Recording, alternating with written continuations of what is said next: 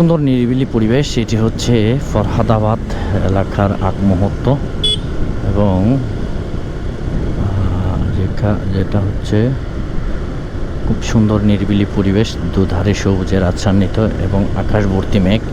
বৃষ্টি হয়েছে, দেখতে পাচ্ছেন রাস্তার অবস্থা। যাত্রীরা খুব চমৎকারভাবে চলছে তার ব্যস্ততম শহরে তার প্রিয় মানুষকে নিয়ে আজকে ফ্রাইডে ঘোরার জন্য, ব্যস্ততার সময় পার করার জন্য অথবা নিরিবিলি একান্ত সময় কাটানোর জন্য এই রাস্তা ধরে যাচ্ছে। চমৎকার পরিবেশ।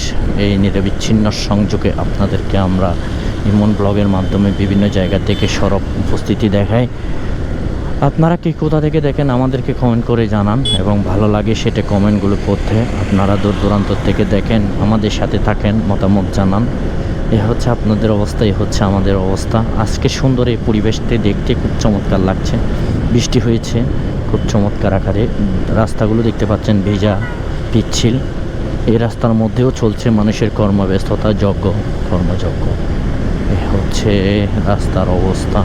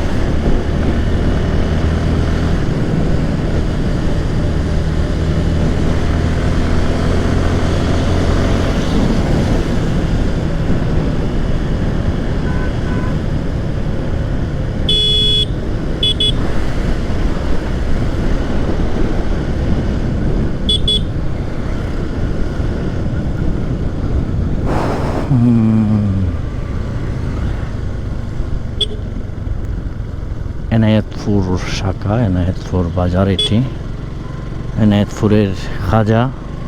অলরেডি খাজা নিয়ে ভিডিও আছে। এনায়েতপুরের খাজা কেন এত টেস্টি, এত মজা, যে কেউ দেখলে খেতে চাই এই খাজা। অলরেডি খাজা নিয়ে ভিডিও আছে।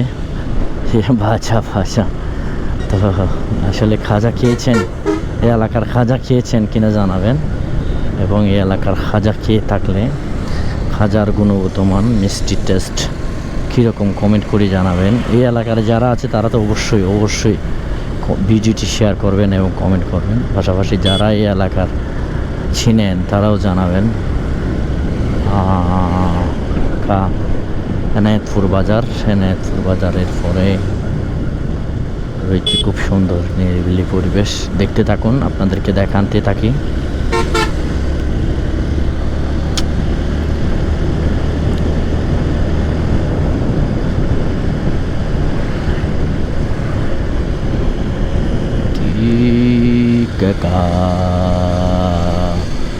নিরবিচ্ছিন্ন এলাকা আমাকে চাই কি যেন হয়, একাকী ডেকে যে যায়। এটা হচ্ছে মাজার। এই এলাকা হযরত শাহ